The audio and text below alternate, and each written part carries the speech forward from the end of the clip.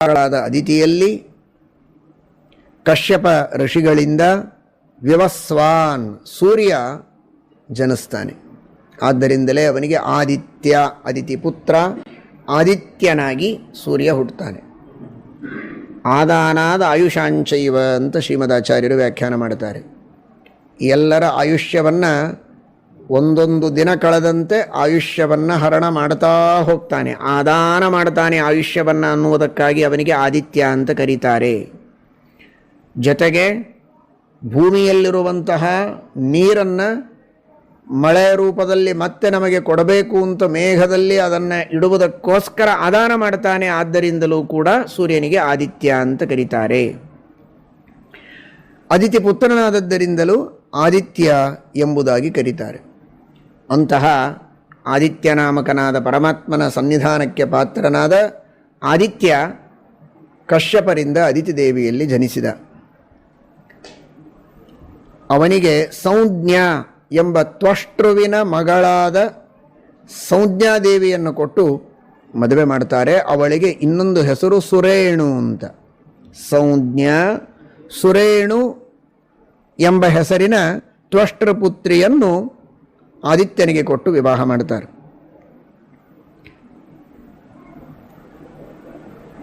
ಇವನಿಗೆ ಸಾವೈ ಭಾರ್ಯ ಭಗವತಃ, ಇವನಿಗೆ ಮಾರ್ತಂಡ ಅಂತ ಹೆಸರು. ಸೂರ್ಯನಿಗೆ ಮಾರ್ತಂಡ ಅಂತ.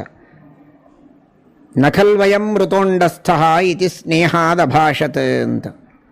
ಒಂದು ಸಲ ಅದಿತಿ ದೇವಿಗೆ ಭಿಕ್ಷೆಯನ್ನು ಬೇಡುವುದಕ್ಕೋಸ್ಕರ ಬುಧ ಬರ್ತಾನೆ, ಭಿಕ್ಷೆ ಹಾಕಬೇಕು ಅಂತ. ಅದಿತಿ ದೇವಿ ಗರ್ಭಿಣಿ ಇರ್ತಾಳೆ, ಹೊಟ್ಟೆಯಲ್ಲಿ ಸೂರ್ಯ ಇದ್ದಾನೆ. ಸೂರ್ಯನನ್ನು ಗರ್ಭದಲ್ಲಿ ಧಾರಣೆ ಮಾಡಿದ ಅದಿತಿ ದೇವಿ ಭಿಕ್ಷೆ ಬೇಡುವುದಕ್ಕೆ ಬಂದ ಬುಧನಿಗೆ ಭಿಕ್ಷೆ ಹಾಕುವುದಕ್ಕೆ ಸ್ವಲ್ಪ ತಡವಾಗತ್ತೆ, ಹಾಕೋದಿಲ್ಲ ಅಂತ ಹೇಳೋದಿಲ್ಲ. ಗರ್ಭಿಣಿಯಾದದ್ದರಿಂದ ನಿಧಾನವಾಗಿ ಬಂದು ಭಿಕ್ಷೆಯನ್ನು ಹಾಕುವ ಪ್ರಸಂಗ ಇದೆ. ಸ್ವಲ್ಪ ತಡ ಆದದ್ದಕ್ಕೆ ಆ ಬುಧನಿಗೆ ಕೋಪ ಬರುತ್ತೆ. ಕೋಪ ಬಂದು ಅವನು ಶಾಪ ಕೊಡ್ತಾನೆ. ತವ ಗರ್ಭೋಯಂ ಮ್ರಿಯತಾಂ, ನಿನ್ನ ಗರ್ಭ ಇದು ಒಳಗೆ ಮೃತವಾಗಿ ಹೋಗಲಿ ಅಂತ ಶಾಪ ಕೊಡ್ತಾನೆ. ಅವಳಿಗೆ ಬಹಳ ಮನಸ್ಸಿಗೆ ನೋವಾಗತ್ತೆ. ಏನು ಹೀಗೆ ಶಾಪ ಕೊಟ್ಬಿಟ್ನಲ್ಲ, ನಾನೇನು ಭಿಕ್ಷೆ ಹಾಕೋದಿಲ್ಲ ಅಂತ ಅಂದಿರಲಿಲ್ಲ, ಭಿಕ್ಷೆ ಹಾಕುವುದಕ್ಕೆ ಸ್ವಲ್ಪ ವಿಳಂಬವಾದ ಮಾತ್ರಕ್ಕೆ ಇಂತಹ ಶಾಪವೇ ನನಗೆ ಅಂತ ಮನಸ್ಸಿಗೆ ನೊಂದುಕೊಂಡಾಗ ಕಶ್ಯಪರು ಬಂದು ಅನುಗ್ರಹ ಮಾಡ್ತಾರೆ. ನೀವೇನು ಚಿಂತೆ ಮಾಡಬೇಡ, ಏನಾಗೋದಿಲ್ಲ, ಅದು ಸಾಯೋದಿಲ್ಲ, ಗರ್ಭ ಸುಖವಾಗಿರುತ್ತೆ, ಚಿಂತೆ ಮಾಡಬೇಡ ಅಂತ ಹೇಳ್ತಾರೆ. ಆ ಕಶ್ಯಪರು ತಮ್ಮದೇ ಆದಂತಹ ಒಂದು ವಿಶಿಷ್ಟವಾದ ಶಕ್ತಿಯಿಂದ ಸಾಮರ್ಥ್ಯದಿಂದ ಆ ಬುಧ ನೀಡಿದ ಶಾಪವನ್ನು ಪರಿಹಾರ ಮಾಡಿ ಇವಳಿಗೆ ವಿಶೇಷವಾಗಿ ಅದಿತಿ ದೇವಿಗೆ ಅನುಗ್ರಹ ಮಾಡುತ್ತಾರೆ. ಸುಖವಾಗಿ ಈ ಗರ್ಭ ಬೆಳೆಯುತ್ತೆ, ನಿನಗೆ ಸುಖಪ್ರಸವ ಆಗ್ತದೆ, ಯಾವ ಚಿಂತೆಯನ್ನು ಮಾಡಬೇಡ ಅಂತ ಹೇಳ್ತಾರೆ ಕಶ್ಯಪರು. ಆದರೆ ಇವಳು ತಿಳಿದದ್ದು ಇವನ ಶಾಪದ ಪ್ರಕಾರ ನನ್ನ ಒಳಗಿನ ಅಂಡ ಮೃತವಾಯಿತು ಅಂತ ಭಾವಿಸ್ತಾಳೆ. ಮೃತವಾಗಿರೋದಿಲ್ಲ, ಕಶ್ಯಪರ ಅನುಗ್ರಹದಿಂದ ಅದು ಮೃತವಾಗೋದಿಲ್ಲ, ಆದರೆ ಮೃತವಾಗಿದೆ ಅಂತ ಅಂದುಕೊಳ್ತಾಳೆ. ಕಶ್ಯಪರು ಹೇಳ್ತಾರೆ, ನಖಲ್ವಯಂ ಮೃತೋಂಡಸ್ಥ ಇತಿ ಸ್ನೇಹಾದ ಭಾಷತ್. ಆದರೆ ಇವಳ ಅಜ್ಞಾನದಿಂದ ಅದು ಮೃತಾಂಡ ಅಂತ ಅನಿಸಿರುತ್ತದೆ. ಹೀಗಾಗಿ ಮುಂದೆ ಹುಟ್ಟಿ ಬಂದ ಸೂರ್ಯನಿಗೆ ಮೃತವಾದ ಅಂಡದಿಂದ ಬಂದ ಅನ್ನುವುದಕ್ಕೆ ಅವನಿಗೆ ಮಾರ್ತಂಡ ಅಂತ. ಮೃತವಾದ ಅಂಡದಿಂದ ಬಂದವನಲ್ಲ, ಮೃತವಾದ ಅಂಡ ಅಂತ ಯಾವುದರ ಬಗ್ಗೆ ತಿಳುವಳಿಕೆ ಬಂದಿತ್ತೋ ಅದಿತಿಗೆ, ಅಂತಹ ಅಂಡದಿಂದ ಪ್ರಾದುರ್ಭೂತವನಾದ ಹುಟ್ಟಿದ ಅನ್ನುವುದಕ್ಕೋಸ್ಕರ ಸೂರ್ಯನಿಗೆ ಮಾರ್ತಂಡ ಎಂಬುದಾಗಿ ಹೆಸರು ಬಂದಿದೆ. ಅಜ್ಞಾನಾತ್ ಕಶ್ಯಪಸ್ತಸ್ಮಾನ್ ಮಾರ್ತಂಡ ಇತಿ ಚೋಚ್ಯತೆ. ಇಂತಹ ಅತ್ಯದ್ಭುತವಾದಂತಹ ತೇಜಸ್ಸು ಕಶ್ಯಪರ ವಿಶೇಷವಾದ ಅನುಗ್ರಹದಿಂದ ಶಾಪ ತಾಕದಂತೆ, ಸಾಯುವ ಪ್ರಸಂಗ ಇದ್ದರೂ ಸಾಯದಂತೆ ಹುಟ್ಟಿ ಬಂದು ತೇಜೋಮಯನಾಗಿ ಜಗತ್ತಿನಲ್ಲಿ ಪ್ರಕಾಶಮಾನನಾಗಿ ಸೂರ್ಯ ಎಲ್ಲ ಕಡೆಗೆ ಶೋಭಾಯಮಾನನಾಗಿದ್ದಾನೆ. ಇಂತಹ ಸೂರ್ಯ ತನ್ನ ಮಡದಿಯಾದಂತಹ ಸಂಜ್ಞಾದೇವಿಯಲ್ಲಿ ವೈವಸ್ವತ ಮನು ಅರ್ಥಾತ್ ಶ್ರಾದ್ದ ದೇವ ಅಂತ ಅವನಿಗೆ ಹೆಸರು. ವಿವಸ್ವಾನ್ ಸೂರ್ಯ ಅವನ ಮಗ ಅನ್ನುವುದಕ್ಕೆ ವೈವಸ್ವತ ಅಂತ ಹೆಸರು, ಆದರೆ ಅವನ ನಿಜವಾದ ಹೆಸರು ಶ್ರಾದ್ದ ದೇವ ಅಂತ. ಶ್ರಾದ್ದ ದೇವ ಎಂಬಂತಹ ಒಬ್ಬ ಮನುವನ್ನು ಹಾಗೂ ಯಮದೇವರನ್ನು ಮತ್ತು ಯಮುನಾದೇವಿಯನ್ನು ಇಷ್ಟು ಜನರನ್ನು ಸೂರ್ಯ ಸಂಜ್ಞಾದೇವಿಯಲ್ಲಿ ಅಥವಾ ಸುರೇಣು ದೇವಿಯಲ್ಲಿ ಪಡೀತಾನೆ. ಆ ಸಂಜ್ಞಾದೇವಿ ಸೂರ್ಯನ ಜೊತೆಗೆ ಸಂಸಾರ ಮಾಡುವುದಕ್ಕೆ ಬಹಳ ಕಷ್ಟಪಡ್ತಾಳೆ. ಭಾರೀ ಪ್ರಖರವಾದ ತೇಜಸ್ಸು, ಅತ್ಯಂತ ಪ್ರಖರವಾದ ಆ ತೇಜಸ್ಸು, ಆ ಉಗ್ರವಾದ ರೂಪ, ಹೇಗೆ ಆ ತಾಪವನ್ನು ಸಹನೆ ಮಾಡಿಕೊಳ್ಳೋದು ಅನ್ನೋದೇ ಅವಳಿಗೆ ಗೊತ್ತಾಗೋದಿಲ್ಲ. ಅಷ್ಟು ಕಷ್ಟವಾಗ್ತದೆ. ಹೇಗೋ ಸಂಸಾರವನ್ನು ಮಾಡ್ತಾಳೆ, 3 ಜನ ಮಕ್ಕಳನ್ನು ಪಡೀತಾಳೆ. ಶ್ರಾದ್ದದೇವ, ಯಮ, ಯಮುನ. ಇನ್ನು ಮುಂದೆ ಅವನ ಜೊತೆಗೆ ಸಂಸಾರ ಮಾಡುವುದು ಬಹಳ ಕಷ್ಟ ಅಂತ ನಾನು ತವರ ಮನೆಗೆ ಹೋಗ್ತೇನೆ ಅಂತ ಹೊರಟು ಬಿಡ್ತಾಳೆ ಸಂಜ್ಞಾದೇವಿ ತ್ವಷ್ಟೃವಿನ ಮನೆಗೆ. ಆದರೆ ಹೋಗುವಾಗ ತವರ ಮನೆಗೆ ಹೋಗಿದ್ದೇನೆ ಅಂತ ಗೊತ್ತಾದರೆ ಹುಡುಕಿಕೊಂಡು ಬರುವುದಕ್ಕೇನೋ ಕಷ್ಟ ಇಲ್ಲಲ್ಲ. ಸೂರ್ಯ ಅವನಿಗೆ ಎಲ್ಲವೂ ಕಾಣಿಸ್ತದೆ. ಹೀಗಾಗಿ ಆ ಸೂರ್ಯನಿಗೆ ನಾನು ಎಲ್ಲಿ ಹೋಗಿದ್ದೇನೆ ಅಂತ ಗೊತ್ತಾಗಿ ಮತ್ತೆ ಬೇಗ ಕರೆಸಿಕೊಳ್ಳಬಹುದು. ಅದಕ್ಕಾಗಿ ನಾನು ಹೋಗಿದ್ದೇನೆ ಅಂತ ಅನಿಸಿರೇಬಾರದು ಸೂರ್ಯನಿಗೆ. ಹಾಗೆ ನನ್ನ ಇನ್ನೊಂದು ಪ್ರತಿರೂಪವನ್ನು ಇಲ್ಲಿಟ್ಟು ಹೋಗ್ತೇನೆ ಅಂತ. ಛಾಯಾ, ತನ್ನದೇ ಆದಂತಹ ಒಂದು ಛಾಯಾ ಅನ್ನುವ ಒಂದು ರೂಪವನ್ನು ಅಲ್ಲಿ ತನ್ನ ಸಾಮರ್ಥ್ಯದಿಂದ, ತನ್ನ ಒಂದು ಪಾತಿವ್ರತ್ಯದ ಸಾಮರ್ಥ್ಯದಿಂದ ಛಾಯಾ ಅನ್ನುವ ರೂಪವನ್ನು ಸೃಷ್ಟಿ ಮಾಡಿ ಅಲ್ಲಿ ಇಡ್ತಾಳೆ. ಅಸಹಂತಿ ಚ ಸ್ವಾಂ ಛಾಯಾಂ ಸವರ್ಣಾಂ ನಿರ್ಮಮೇ ತತಃ. ಆ ಛಾಯಾಳನ್ನು ನಿರ್ಮಾಣ ಮಾಡಿ ಆ ಛಾಯಾ ಕೇಳ್ತಾಳೆ, ನನ್ನನ್ನು ಸೃಷ್ಟಿ ಮಾಡಿದೆಯಲ್ಲ, ಏನು ಕೆಲಸ, ನನಗ್ಯಾಕೆ ಸೃಷ್ಟಿ ಮಾಡಿದೆ ನೀನು ಅಂತ ಕೇಳ್ತಾಳವಳು. ಕೇಳಿದರೆ ಹೇಳ್ತಾಳೆ ಸೌನ್ಯ, ನಾನು ನನ್ನ ತವರ ಮನೆಗೆ ಹೋಗಬೇಕಾಗಿದೆ, ನನ್ನ ಪರವಾಗಿ ನೀನು ಈ ಸೂರ್ಯನ ಜೊತೆಗೆ ಸಂಸಾರವನ್ನು ಮಾಡಬೇಕು. ನನಗೆ ಈಗಾಗಲೇ ಮಕ್ಕಳಾಗಿದ್ದಾರೆ, ಆ ಮಕ್ಕಳನ್ನು ಚೆನ್ನಾಗಿ ನೋಡಿಕೊಳ್ಳಬೇಕು ನೀನು. ಯಮ ಮತ್ತು ಶ್ರಾದ್ದದೇವ, ಯಮುನ ಒಬ್ಬ ಹೆಣ್ಣು, ಈ 3 ಜನರನ್ನು ಚೆನ್ನಾಗಿ ನೀನು ನೋಡಿಕೊಳ್ಳಬೇಕು ಅಂತ ಸಂಜ್ಞಾದೇವಿ ಛಾಯಾದೇವಿಗೆ ಹೇಳ್ತಾಳೆ. ಛಾಯಾದೇವಿ, ನಿನಗೇನಾಗಿದೆಯೋ ಆ ಪರಿಸ್ಥಿತಿ ನನಗೂ ಬರೋ ಸಾಧ್ಯತೆ ಇದೆ, ಆದರೆ ನೀನು ನನ್ನನ್ನು ಹುಟ್ಟಿಸಿದ್ದೀಯಾ ಅಂತನ್ನುವುದಕ್ಕೋಸ್ಕರ ನಿನ್ನ ಮಾತಿಗೆ ಬೆಲೆ ಕೊಟ್ಟು ನಾನಿರ್ತೇನೆ. ಒಂದು ಕರಾರು. ಯಾವಾಗ ಸೂರ್ಯ ನನ್ನ ಮೇಲೆ ಸಿಟ್ಟಾಗಿ ಶಾಪ ಕೊಡೋದಿಲ್ಲ, ಕೂದಲು ಹಿಡಿದು ಸಿಟ್ಟಿನಿಂದ ಶಾಪ ಕೊಡ್ತಾನೋ ಆ ಕ್ಷಣಕ್ಕೆ ನಾನು ಬಿಟ್ಟು ಹೋಗ್ತೇನೆ. ಅಲ್ಲಿವರೆಗೆ ನಾನಿರ್ತೇನೆ.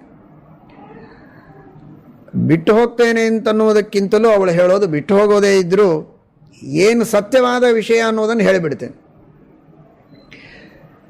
ನಾನೇ ಸಂಜ್ಞಾ ಅಂತ ಹೇಳಿಕೊಂಡು ಇಲ್ಲಿರಬೇಕು ಅಂತ ನಿನ್ನ ಹೆಸರಿನಿಂದ, ಅವಳ ಹೆಸರು ಸಂಜ್ಞಾ, ಆ ಸಂಜ್ಞಾ ಅನ್ನುವ ಸಂಜ್ಞಾದಿಂದಲೇ ಇಲ್ಲಿರಬೇಕು ಅಂತ ನೀನು ಹೇಳ್ತಾ ಇದ್ದಿ, ಇರ್ತೇನೆ. ಇವರು ನನ್ನ ಮಕ್ಕಳು ಅಂತ ಹೇಳಿಕೊಳ್ತೇನೆ. ಆದರೆ ಯಾವಾಗ ಶಾಪ ಕೊಡುವುದಕ್ಕೆ ಸೂರ್ಯ ಮುಂದಾಗ್ತಾನೆ, ನನ್ನ ಕೂದಲು ಹಿಡಿದು ಸಿಟ್ಟಿನಿಂದ ನನ್ನನ್ನು ಬೈತಾನೆ, ಅವತ್ತು ಮಾತ್ರ ಸತ್ಯ ಸಂಗತಿ ಏನು ಅಂತ ನಾನು ಹೇಳ್ತೇನೆ. ನಾನು ಛಾಯಾ, ನಾನು ಸಂಜ್ಞಾ ಅಲ್ಲ, ಸಂಜ್ಞಾ ತವರ ಮನೆಗೆ ಹೋಗಿದ್ದಾಳೆ, ಸಂಜ್ಞೆಯ ಮಕ್ಕಳು ಇವರಲ್ಲ, ಇಷ್ಟು ಸ್ಪಷ್ಟವಾಗಿ ನಾನು ಹೇಳಿಬಿಡೋದು. ಅಲ್ಲಿವರೆಗೆ ಮಾತ್ರ ನಾನು ಸಹನ ಮಾಡಿದೆ. ಆಯಿತು, ಆ ಪ್ರಸಂಗ ಏನು ಬರಲಿಕ್ಕಿಲ್ಲ, ಅಲ್ಲಿವರೆಗಂತೂ ನೀನು ಸಹನ ಮಾಡಿಕೊಂಡಿರು ಅಂತ ಸಂಜ್ಞಾದೇವಿ ಹೇಳಿದ್ದೇ ತಡ ತಾನು ತವರ ಮನೆಗೆ ತ್ವಷ್ಟೃವಿನ ಹತ್ತಿರ ಹೊರಟು ಹೋಗಿದ್ದಾಳೆ. ಇಲ್ಲಿ ಛಾಯಾದೇವಿ ಅತ್ಯಂತ ಭಕ್ತಿ ಶ್ರದ್ಧೆಗಳಿಂದ ಪಾತಿವ್ರತ್ಯದಿಂದ ಸೂರ್ಯದೇವರ ಸೇವೆಯನ್ನು ಮಾಡ್ತಾ ಅಲ್ಲಿದ್ದಾಳೆ. ಈ ಕಡೆಗೆ ತ್ವಷ್ಟೃವಿನ ಮನೆಗೆ ಬಂದಳು, ತಂದೆಯ ಮನೆಗೆ. ಪ್ರೀತಿಯಿಂದ ಮಗಳನ್ನೇನೋ ಸ್ವಾಗತ ಮಾಡಿದ, ಕೂಡಿಸಿದ, ಅದರ ಆತಿಥ್ಯ ಉಪಚಾರ ಎಲ್ಲ ಆಯಿತು. ನಡಿಗಂಡನ ಮನೆಗೆ ಎಂದ ತ್ವಷ್ಟ. ಇವತ್ತಿನ ಕಾಲದ ತವರ ಮನೆ ಇದ್ದಾಗಲ್ಲ. ಏನೋ ಒಂದು ಸಣ್ಣ ಕಾರಣಕ್ಕಾಗಿ ಗಂಡನ ಮನೆಯಲ್ಲಿ ಜಗಳ ಆಡಿಕೊಂಡು ಬಂದರೆ, ಹೌದಾ ನಿನಗೆ ಬೈದ್ರಾ, ಕೂಡು ಅಂದ್ರ, ನಿನಗೆ ನಿಲ್ಲು ಅಂದ್ರ ಅಂತ ಇಷ್ಟೇ ಕಾರಣಕ್ಕೋಸ್ಕರ ಅವರ ಮೇಲೆ ಕೇಸ್ ಹಾಕೋಣ, ಏನು ಚಿಂತೆ ಮಾಡಬೇಡ, ನೀನು ಅಲ್ಲಿ ಹೋಗೋದೇ ಕಾರಣ ಇಲ್ಲ, ಇಲ್ಲೇ ಇದ್ದುಬಿಡು ಅಂತ ಹೇಳಿ ಪೋಷಣೆ ಮಾಡಿ ಬುದ್ಧಿ ಹೇಳಿ ತಿಳುವಳಿಕೆ ಹೇಳಬೇಕು, ಬುದ್ಧಿವಾದ ಹೇಳಬೇಕು. ಆದಷ್ಟು ಎಲ್ಲರೂ ಪ್ರೀತಿಯಿಂದ ಸ್ನೇಹದಿಂದ ಕೂಡಿ ಇರೋ ಹಾಗೆ ಪ್ರಯತ್ನ ಮಾಡಬೇಕೇ ಹೊರತು ಜಗಳ ಆಡೋ ಹಾಗೆ, ಜಗಳವನ್ನು ಬೆಳೆಸೋ ಹಾಗೆ ಪ್ರಯತ್ನ ಮಾಡಬಾರ್ದು. ಇವತ್ತಿನ ಕಾಲದ ಜನರಲ್ಲಿ ಎರಡೂ ಪಕ್ಷದಲ್ಲಿಯೂ ಅದು ಬಹಳ ನ್ಯೂನತೆ ಕಾಣ್ತಾ ಇದೆ, ಲೋಪ ಕಾಣಿಸ್ತಾ ಇದೆ. ಪ್ರಾಚೀನ ಕಾಲದಲ್ಲಿ ತ್ವಷ್ಟ ಒಬ್ಬ ತಂದೆಯಾಗಿ, ಹೆಣ್ಣಿನ ತಂದೆಯಾಗಿ ಹೇಳ್ತಾನೆ, ನಿನಗೆ ಏನೇ ಕಷ್ಟ ಆದರೂ ಆ ಕಷ್ಟದ ಪರಿಹಾರ ಮಾಡೋದಕ್ಕೆ ಬೇಕಾದರೆ ಎಲ್ಲರೂ ಸೇರಿ ಪ್ರಯತ್ನ ಮಾಡೋಣ. ನಿನಗೆ ತೊಂದರೆಯಾಗದೇ ಇದ್ದ ಹಾಗೆ ನೋಡಿಕೊಳ್ಳಬೇಕು ಅಂದರೆ ನಾವೆಲ್ಲ ಸೇರಿ ಪ್ರಯತ್ನ ಮಾಡೋಣ. ಅದನ್ನು ಬಂದು ನನಗೆ ಹೇಳು, ನನಗಿಂತಹ ಸಮಸ್ಯೆಯಾಗಿದೆ, ಅದಕ್ಕೇನಾದರೂ ಉಪಾಯ ಹೇಳಿ ಅಂತ. ಅದು ಬಿಟ್ಟು ನಾನು ಗಂಡನ ಮನೆಗೇ ಹೋಗೋದಿಲ್ಲ ಅನ್ನುವುದು ಸರಿಯಲ್ಲ. ಇದು ವೈದಿಕ ಧರ್ಮ, ಸನಾತನ ಧರ್ಮ. ಒಂದು ಸಲ ಮದುವೆಯಾದ ಮೇಲೆ ಪ್ರೀತಿಯಿಂದ ಕೊನೆಯವರೆಗೆ ಗಂಡನ ಜೊತೆಗೆ ಇರಬೇಕಾದದ್ದು ಅದೇ ಧರ್ಮ. ನೀನು ಅಲ್ಲಿಯೇ ಹೋಗಬೇಕು ಅಂತ ಹೇಳಿದ್ದಾನೆ ತ್ವಷ್ಟ. ಪಿತುಸ್ ಸಮೀಪಗ ಸಾತು ಪಿತ್ರ ನಿರ್ಭರ್ತ್ಸಿತಾ ತದಾ ಭರ್ತು ಸಮೀಪಂಗಚ್ಚೇತಿ. ಏನು ಮಾಡಬೇಕು? ತಂದೆ ಹೇಳೋ ಮಾತು ಮನಸ್ಸಿಗೆ ಸರಿ ಅಂತ ಅನಿಸ್ತಾ ಇದೆ, ಆದರೆ ಆ ಸೂರ್ಯನ ತಾಪ, ಅವನ ಬಿಸಿ, ಇದನ್ನು ನೆನೆಸಿಕೊಂಡ್ರೆ ಅಲ್ಲಿ ಹೋಗೋದಕ್ಕೆ ಕಷ್ಟ ಅಂತ ಅನಿಸ್ತಾ ಇದೆ. ಇದು ಎರಡೂ ಗೊತ್ತಾಗದೆ ಏನು ಮಾಡಬೇಕು ಅಂತ ತೋಚದೆ ಅವಳು ಒಂದು ಹೆಣ್ಣು ಕುದುರೆಯ ರೂಪವನ್ನು ತೆಗೆದುಕೊಂಡಿದ್ದಾಳೆ. ವಡವ ಎಂಬ ರೂಪವನ್ನು ತೆಗೆದುಕೊಂಡು ಉತ್ತರ ಕುರು ವರ್ಷದಲ್ಲಿ ಹೋಗಿ ಅಲ್ಲಿ ಆ ಕುದುರೆಯ ರೂಪದಿಂದ ಹುಲ್ಲು ಮೇತ ಅಲ್ಲಿಯೇ ವಿಹಾರ ಮಾಡ್ತಾ ಇದ್ದಾಳೆ. ಈ ಕಡೆಗೆ ಸೂರ್ಯನ ಮನೆಗೂ ಹೋಗಲಿಲ್ಲ, ತಂದೆಯ ಮನೆಗೂ ಹೋಗಲಿಲ್ಲ. ಉತ್ತರ ಕುರು ವರ್ಷಗಳಲ್ಲಿ ತೃಣಗಳನ್ನು ತಿಂತ ಕುರು ನಥೋತ್ತರ ಅನ್ಗತ್ವ ತೃಣನ್ನೇವ ಚಚಾರಹ, ಹುಲ್ಲನ್ನು ತಿಂತ ತಾನು ಜೀವನವನ್ನು ಮಾಡ್ತಾ ಇದ್ದಾಳೆ. ಈ ಕಡೆಗೆ ಈ ಛಾಯಾದೇವಿಯನ್ನೇ ಸೌಮ್ಯಾದೇವಿ ಅಂತ ತಿಳಿದುಕೊಂಡು ಸೂರ್ಯ ಆ ಛಾಯಾದೇವಿಯಲ್ಲಿ ಪುನಃ ಮಕ್ಕಳನ್ನು ಪಡೆದಿದ್ದಾನೆ. ಅಲ್ಲಿ ಹುಟ್ಟಿದಂತಹ ಮಗನೇ ಈ ಸಾವರ್ಣಿ ಮನು ಅಂತ. 8ನೆಯ ಮನು ಅಂತ ಕೇಳಿದಿರಲ್ಲ, ಸಾವರ್ಣಿ ಮನು, ಸಾವರ್ಣಿ ಮನ್ವಂತರ ಅಂತ. ಯಾವ ಮನ್ವಂತರದಲ್ಲಿ ಬಲಿಚಕ್ರವರ್ತಿ ಇಂದ್ರನಾಗ್ತಾನೆ, ಸಾರ್ವಭೌಮ ಎಂಬ ಹೆಸರಿನಿಂದ ಪರಮಾತ್ಮ ಅವತಾರ ಮಾಡ್ತಾನೆ. ಆ ಮನು, ಸಾವರ್ಣಿ ಮನು, ಅವನು ಸೂರ್ಯನಿಂದಲೇ ಛಾಯೆಯಲ್ಲಿ ಹುಟ್ಟಿದವ. ಇವನಿಗೆ ಸಾವರ್ಣಿ ಮನು ಅಂತ ಹೆಸರು ಯಾಕೆ ಬಂತು ಅಂದರೆ, ಹಿಂದೆ ಹುಟ್ಟಿದ ಶ್ರಾದ್ದದೇವ ಎಂಬ ಮನು ಹೇಗಿದ್ದನೋ ಅವನ ಹಾಗೆ ಇವನಿದ್ದ, ಸವರ್ಣನಾಗಿದ್ದ ಅನ್ನುವುದಕ್ಕೆ ಇವನಿಗೆ ಸಾವರ್ಣ. ನೀನು ಅವನ ಹಾಗೆ ಇದ್ದಿ, ಅವನ ಹಾಗೆ ಇದ್ದಿ ಅಂತ ಕರೀಲಿಕ್ಕೆ ಶುರು ಮಾಡಿದರು. ಹುಟ್ಟಿದ ಕೂಡಲೇ ಅದೇ ಹೆಸರು ಬಿತ್ತು ಅವನಿಗೆ ಸಾವರ್ಣ ಅಂತ. ಸವರ್ಣತ್ವಾತ್ ಮನೋರ್ಭೂಯ ಸಾವರ್ಣ ಇತಿ ಚೋಕ್ತವಾನ್. ಪೂರ್ವದಲ್ಲಿ ಹುಟ್ಟಿದ ಮನುವಿನ ಸವರ್ಣನಾಗಿ ನೀನು ಹುಟ್ಟಿದ್ದಿ ಅಂತ ಸಾವರ್ಣ ಅಂತ ಅವನಿಗೆ ಹೆಸರು, ಸಾವರ್ಣಿ ಅಂತೂ ಹೆಸರು ಅವನಿಗೆ ಬಂತು. ನೋಡಿ, ಇಬ್ಬರು ಮಕ್ಕಳು ಮನುಗಳಾಗಿದ್ದಾರೆ. ಸೂರ್ಯನ ಇಬ್ಬರು ಮಕ್ಕಳು, ಶ್ರಾದ್ದದೇವ 7ನೆಯ ಮನು, ಸಾವರ್ಣಿ 8ನೆಯ ಮನು. ಅಂತಹ ಒಂದು ವಿಶಿಷ್ಟವಾದ ಸೂರ್ಯನ ಅನುಗ್ರಹ ಆ ಮಕ್ಕಳ ಮೇಲೆ ಇದೆ. ಮನುರೇವ ಭವನ್ನಾಂನ ಸಾವರ್ಣ ಇತಿ ಚೋಚ್ಯತೆ. ಇನ್ನು 2ನೇ ಮಗ, ಅದೇ ಛಾಯಾದೇವಿಯಲ್ಲಿ ಇನ್ನೊಬ್ಬ ಮಗ ಹುಟ್ಟಿದ, ಅವನೇ ಶನೈಶ್ಚರ. ಮೊದಲನೆಯ ಮಗ ಸಾವರ್ಣಿ ಮನು, 2ನೆಯ ಮಗ ಶನೈಶ್ಚರ ಅಲ್ಲಿ ಹುಟ್ಟಿದ್ದಾನೆ. ಸಂಜ್ಞಾತು ಪಾರ್ಥವೀತಾತ್. ಇವತ್ತು ಶನಿವಾರ. ಶನೈಶ್ಚರ ಅಲ್ಲಿ ಅವತಾರ ಮಾಡಿದ್ದಾನೆ ಸೂರ್ಯನಿಂದ ಛಾಯಾದೇವಿಯಲ್ಲಿ. ಇಷ್ಟಾದ ಮೇಲೆ ಮುಂದೆ ಏನಾಯಿತು ಅಂದರೆ, ಶನೈಶ್ಚರ ಮತ್ತು ಸಾವರ್ಣಿಮನು ಅಥವಾ ಸಾವರ್ಣಿಮನು ಮತ್ತು ಶನೈಶ್ಚರ ಇವರಿಬ್ಬರು ಹುಟ್ಟುವವರೆಗೆ ಅತ್ಯಂತ ಪ್ರೀತಿಯಿಂದ ನೋಡಿಕೊಂಡಿದ್ದಾಳೆ ಶ್ರಾದ್ದದೇವ, ಯಮ ಹಾಗೂ ಯಮುನ.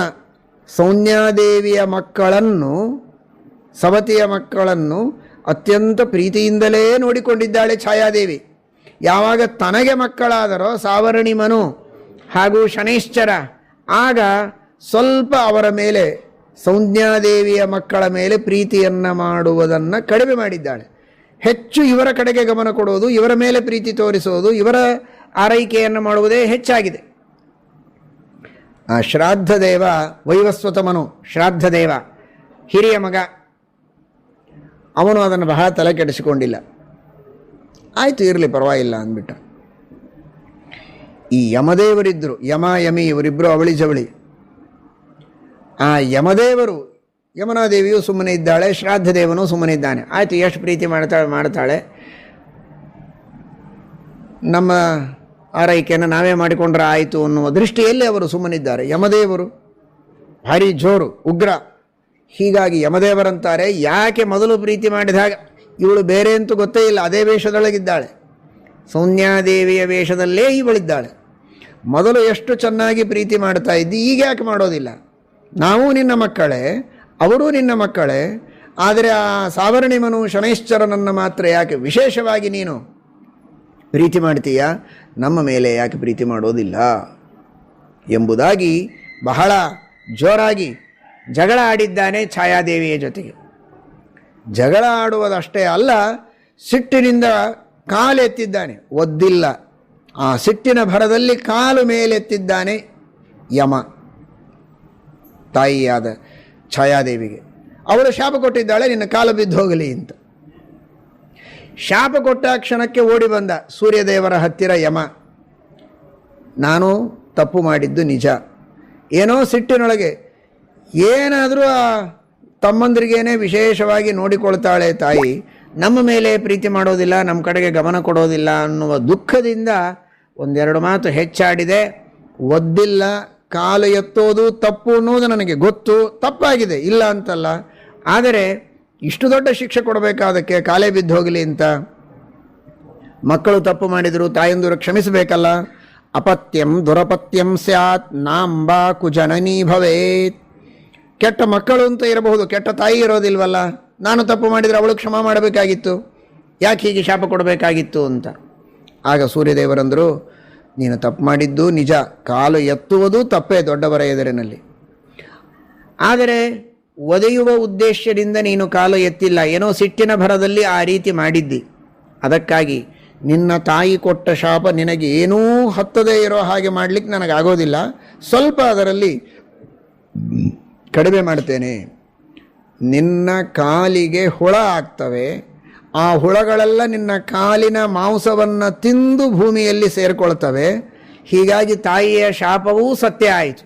ಆದರೆ ಕಾಲು ಪೂರ್ಣ ಬಿದ್ದು ಹೋಗೋದಿಲ್ಲ, ಕಾಲು ಇರುತ್ತೆ, ಆದರೆ ಕಾಲಿನೊಳಗಿನ ಮಾಂಸಗಳನ್ನು ಮಾತ್ರ ಹುಳಗಳು ತಿಂದು ಭೂಮಿಯನ್ನು ಸೇರ್ತವೆ. ಕ್ರಮಯೋ ಮಾಂಸಮಾದಾಯ ಯಾಸ್ಯಂತಿ ಧರಣೀತಲಂ ತವ ಪಾದಾನ್ ಮಹಾಪ್ರಾಜ್ಞ ತತಸ್ತ್ವಂ ಪ್ರಾಪ್ಸಸೇ ಸುಖಂ. ಆಮೇಲೆ ಮತ್ತೆ ಮೊದಲಿನಂತೆ ನೀನು ಸುಖವಾಗಿರ್ತೀಯ, ಏನು ಚಿಂತೆ ಮಾಡಬೇಡ ಅಂತ ಸೂರ್ಯ ಆ ಮಗನಿಗೆ, ಯಮದೇವರಿಗೆ ವಿಶೇಷವಾಗಿ ಈ ಒಂದು ಶಾಪದ ಮೋಚನೆಯನ್ನು ಮಾಡಿದ್ದಾನೆ ಎಂಬುದಾಗಿ ಇಲ್ಲಿ ನಾವು ತಿಳಿಯಬೇಕು. भारतातली गावे देशाचा आत्मा आहेत. रोजगार योजना ग्रामीणांना काम तर देतात, पण आता बदलत्या गरजांसोबतच गावांना पाहिजे नवी दिशा. मोदी सरकारचं अभूतपूर्व पाऊल विकसित भारत जी रामजी अधिनियम 2025. आता प्रत्येक ग्रामीण कुटुंबाला 100 नाही, पूर्ण 125 दिवसांच्या सुनिश्चित रोजगाराची गॅरंटी, बेरोजगारी भत्त्याची गॅरंटी, पैसे देण्यास उशीर झाल्यास मोबदल्याची गॅरंटी. आपला संकल्प विकसित ग्रामपंचायती मार्फत विकसित भारत.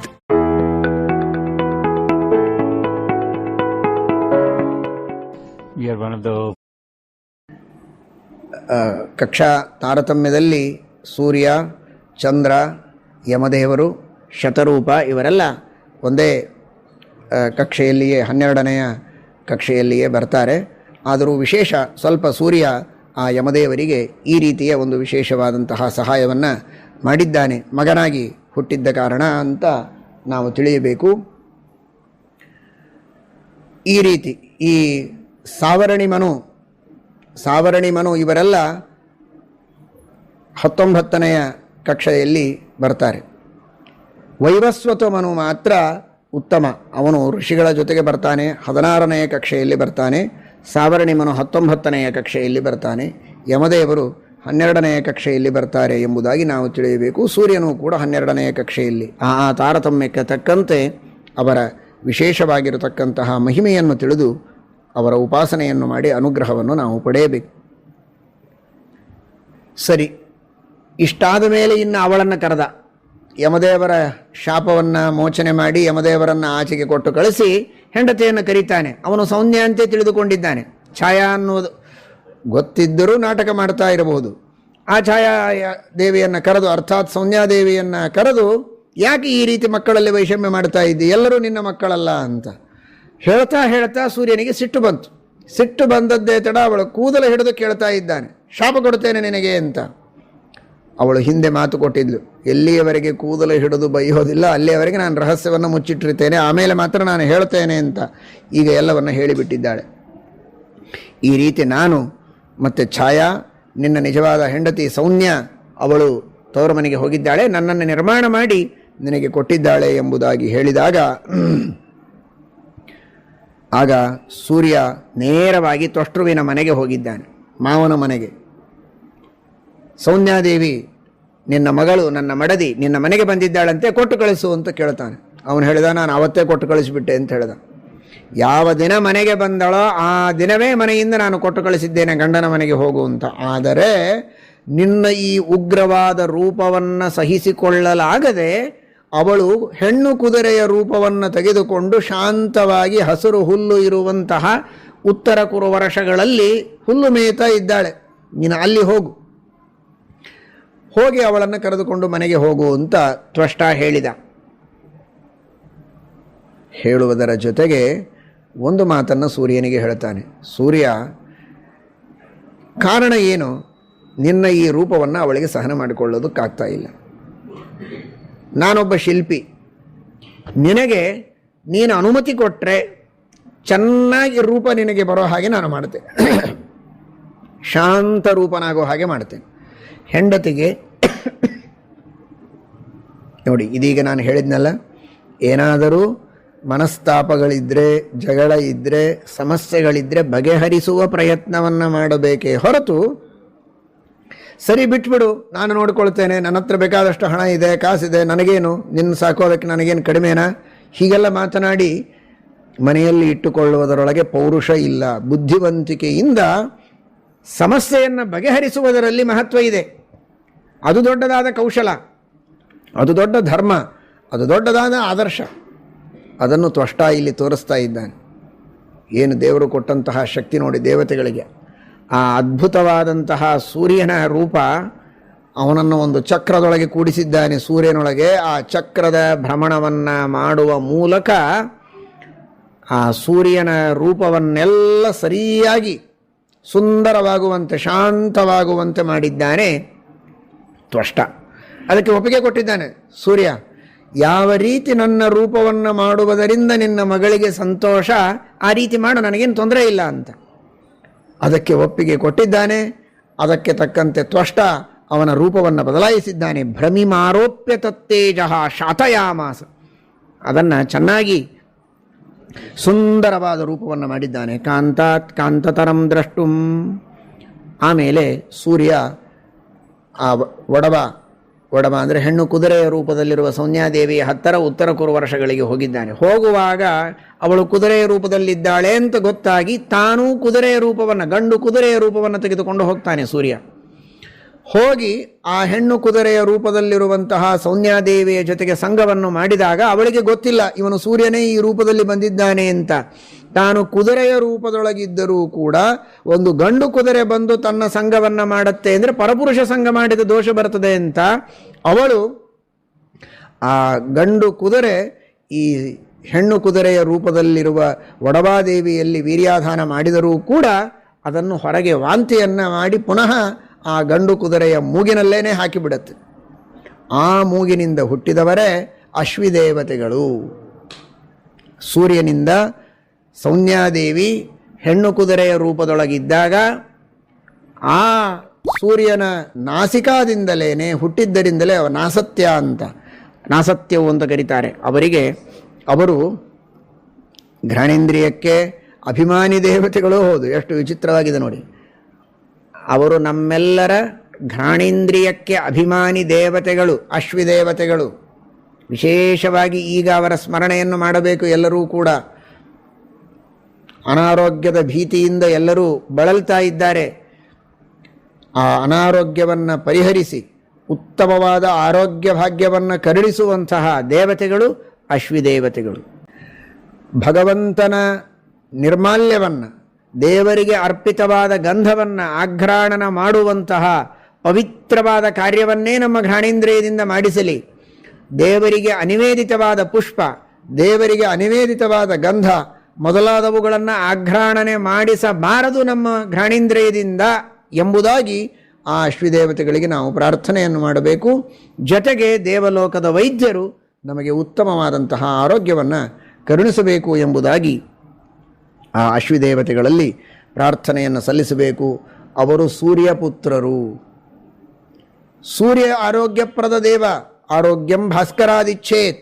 ಅಂತಹ ಆರೋಗ್ಯಪ್ರದನಾದ ದೇವ ಸೂರ್ಯ. ಆ ಸೂರ್ಯನಿಂದ ಜನಿಸಿದ ಅಶ್ವಿದೇವತೆಗಳು ಅವರೂ ಕೂಡ ಆರೋಗ್ಯಪ್ರದರು. ಈ ಅಶ್ವಿದೇವತೆಗಳು ಲಯ ಹೊಂದೋದು ವರುಣನಲ್ಲಿ, ಅವನು ಆರೋಗ್ಯಪ್ರದ. ತಟಿದುಪರಿ ಮುಕ್ತಾಮಯೋ ವಿರಾಜತೆ ಅಂತ ಭಾಷ್ಯದಲ್ಲಿ ಹೇಳ್ತಾರೆ ಶ್ರೀಮದಾಚಾರ್ಯರು. ಯಾವ ಆಮಯ ರೋಗಗಳು ಕೂಡ ವರುಣಲೋಕದಲ್ಲಿ ಇಲ್ಲವಂತೆ. ಅಲ್ಲಿ ಯಾವ ರೋಗದ ಸಂಬಂಧವೇ ಇಲ್ಲ, ಅಷ್ಟು ಶುದ್ಧವಾದ ರೀತಿಯಲ್ಲಿ ಆ ವರುಣಲೋಕ ಇದೆ ಅಂತ. ಯಾಕೆಂದರೆ ಆರೋಗ್ಯಪ್ರದನಾಗಿದ್ದಾನೆ ವರುಣ. ಅಪ್ಸುಮೇ ಸೋಮೋ ಅಬ್ರವೀತ್ ಅಂತರ್ವಿಶ್ವಾನಿ ಭೇಷಜ ಅಂತ. ಎಲ್ಲ ಔಷಧಿಗಳು ನೀರಿನಲ್ಲಿದೆ, ವರುಣದೇವರು ಅದಕ್ಕೆ ನಿಯಾಮಕನಾಗಿದ್ದಾನೆ ಅಂತ. ಅಶ್ವಿದೇವತೆಗಳು ವರುಣನಲ್ಲಿ ಲಯವನ್ನು ಹೊಂದುತ್ತಾರೆ. ಸೂರ್ಯ ಆರೋಗ್ಯಪ್ರದ, ಅಶ್ವಿದೇವತೆಗಳು ಆರೋಗ್ಯಪ್ರದ, ವರುಣದೇವರು ಆರೋಗ್ಯಪ್ರದ. ಇದೊಂದು ಆರೋಗ್ಯ ಮಾಲೆ. ಸೂರ್ಯ, ಅಶ್ವಿ ಹಾಗೂ ವರುಣ. ಅಂದರೆ ಅತ್ಯಂತ ಬಿಸಿ ಸೂರ್ಯ, ಅತೀ ತಂಪು ವರುಣ. ಬಿಸಿಯೂ ಬೇಕು ಆರೋಗ್ಯಕ್ಕೆ, ತಂಪೂ ಬೇಕು. ಇದೆರಡೂ ಇದ್ದಾಗ ಬರೀ ಬಿಸಿ ಬರೀ ತಂಪು ಅಲ್ಲ, ಔಷಧಿಗಳೂ ಬೇಕು. ಅಶ್ವಿದೇವತೆಗಳಿದ್ದಾರೆ. ಔಷಧಿಗಳನ್ನು ಕೊಡುವುದಕ್ಕೆ ಅಶ್ವಿದೇವತೆಗಳು, ತಂಪು ಕೊಡುವುದಕ್ಕೆ ನೀರಿನ ಮೂಲಕ ಎಲ್ಲ ದೋಷಗಳ ನಿವಾರಣೆ ಮಾಡುವುದಕ್ಕೆ ವರುಣ. ತನ್ನ ಶಾಖದಿಂದ ಎಲ್ಲವನ್ನ ರೋಗಾಣುಗಳನ್ನು ಭಸ್ಮ ಮಾಡಿ, ದೋಷಗಳನ್ನೆಲ್ಲ ಭಸ್ಮ ಮಾಡಿ, ಬೂದಿ ಮಾಡಿ ಶುದ್ಧವಾದ ಆರೋಗ್ಯ ಭಾಗ್ಯವನ್ನು ಕೊಡುವುದಕ್ಕೆ ಸೂರ್ಯ ಇದ್ದಾನೆ. ಅತಿ ಪ್ರಖರ, ಅತಿ ಶಾಂತ, ಇವರಿಬ್ಬರ ಮಧ್ಯದಲ್ಲಿದ್ದವರು ಅಶ್ವಿದೇವತೆ. ಅಂತಹ ಅಶ್ವಿದೇವತೆಗಳನ್ನು ಇಲ್ಲಿ ಸೂರ್ಯದೇವರು ಹುಟ್ಟಿಸಿದ್ದಾರೆ ಅಂತನ್ನುವ ಕಥೆಯನ್ನು ತಿಳಿಸ್ತಾರೆ. ಇಂತಹ ಸೂರ್ಯದೇವರಿಗೆ ಯಾವಾಗ ಆ ತ್ವಷ್ಟ ಸುಂದರವಾದ ಒಂದು ರೂಪವನ್ನು ಕಲ್ಪಿಸಿಕೊಟ್ಟನಲ್ಲ, ಆಗ ಸೂರ್ಯದೇವರಿಂದ 12 ಸೂರ್ಯರು, ಅವರೆಲ್ಲ ವಿಶೇಷವಾಗಿ, ಅದರಲ್ಲಿ ಸಾಕ್ಷಾತ್ ಪರಮಾತ್ಮನೂ ಇದ್ದಾನೆ, ಅವನಿಗೆ ಜನ್ಮ ಇಲ್ಲ, ಪ್ರಾದುರ್ಭೂತನಾಗಿದ್ದಾನೆ, ಉಳಿದವರೆಲ್ಲ ಹುಟ್ಟಿದ್ದಾರೆ ಅಂತ ತಿಳಿಸ್ತಾರೆ. ಆದಿತ್ಯ ದ್ವಾದಶೈವೇಹ ಸಂಭೂತ ಮುಖ ಸಂಭವಾಹ ಧಾತ ಅರ್ಯಮ ಮಿತ್ರ ವರುಣ ಉಷಃ ಭಗಸ್ತಥಾ ಇಂದ್ರೋ ವಿವಸ್ವಾನ್ ಪೂಷಾ ಚ ಪರ್ಜನ್ಯ ತ್ವಷ್ಟ ವಿಷ್ಣು. ವಿಷ್ಣು ಅವತಾರ, ಇನ್ನುಳಿದವರೆಲ್ಲ ಅಲ್ಲಿ ಹುಟ್ಟಿದ್ದಾರೆ ಸೂರ್ಯನಿಂದ ಅಂತ ತಿಳಿಸಿಕೊಡ್ತಾರೆ. ಈ ರೀತಿ ಈ ಸೂರ್ಯನ ಪುತ್ರರೆಲ್ಲ ಏನೇನಾಗಿದ್ದಾರೆ ಅಂತ.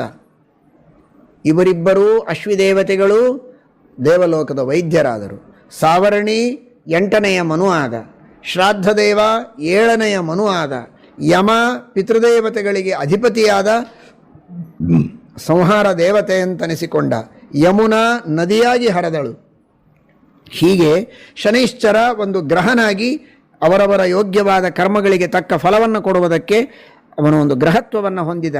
ಹೀಗೆ ಎಲ್ಲರೂ ಕೂಡ ಆ ಸೂರ್ಯಪುತ್ರರು ಜಗತ್ತಿಗೆ ಮಾನ್ಯರಾಗಿದ್ದಾರೆ, ಪೂಜ್ಯರಾಗಿದ್ದಾರೆ ಎಂಬುದಾಗಿ ತಿಳಿಸಿಕೊಡ್ತಾರೆ. ಇದೇನೊಂದು ಸೂರ್ಯನ ತೇಜಸ್ಸನ್ನೆಲ್ಲ ಚೆನ್ನಾಗಿ ಕೊರೆದು, ಆ ಮಂಡಲವನ್ನೆಲ್ಲ ಕೊರೆದು ಸುಂದರವನ್ನಾಗಿ ಮಾಡಿ ಒಂದು ವಿಶಿಷ್ಟವಾದ ತೇಜಸ್ಸನ್ನು ಹೊರಗೆ ತೆಗೆದ, ಆ ತೇಜಸ್ಸಿನಿಂದ ಒಂದು ಆಯುಧವನ್ನು ಮಾಡಿ ಅದನ್ನು ಚಕ್ರವನ್ನಾಗಿ ಮಾಡಿ ವಿಷ್ಣುವಿಗೆ ಅರ್ಪಣೆ ಮಾಡಿದ ತ್ವಷ್ಟ ಎಂಬುದಾಗಿ ಬರ್ತದೆ. ಸಾಕ್ಷಾತ್ ಭಗವಂತನ ಸ್ವರೂಪಭೂತವಾದ ಒಂದು ಸುದರ್ಶನ ಚಕ್ರ ಇದೆ. ದುರ್ಗಾದೇವಿಯಿಂದ ಅಭಿಮನ್ಯಮಾನವಾದ ಸುದರ್ಶನ ಚಕ್ರ ಇದೆ. ಕಾಮದೇವನಿಂದ ಅಭಿಮನ್ಯಮಾನವಾದ ಚಕ್ರ ಅಂತನ್ನುವುದು ಇದೆ ಪರಮಾತ್ಮನಲ್ಲಿ. ಅದರ ಜೊತೆಗೆ ಈ ಒಂದು ವಿಶೇಷವಾದ ರೀತಿಯ ತೇಜಸ್ಸಿನ ಒಂದು ಆಯುಧವನ್ನು ತ್ವಷ್ಟ ಅವನೂ ಕೂಡ ಸಮರ್ಪಣೆ ಮಾಡಿದ ಎಂಬುದಾಗಿ ನಾವು ಅರ್ಥ ಮಾಡಿಕೊಳ್ಳಬೇಕು. ಹೀಗೆ ಆ ವೈವಸ್ವತ ಮನುವಿನ ಉತ್ಪತ್ತಿಯಾಗಿದೆ ಸೂರ್ಯನಿಂದ ಎಂಬ ಕಥೆಯನ್ನು ತಿಳಿಸಿಕೊಡ್ತಾ ಇದ್ದಾರೆ.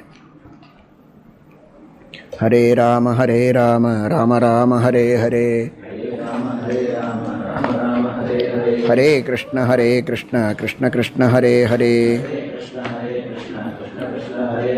ಹರೇ ರಾಮ ರಾಮ ರಾಮ ಹರೇ ಹರೇ.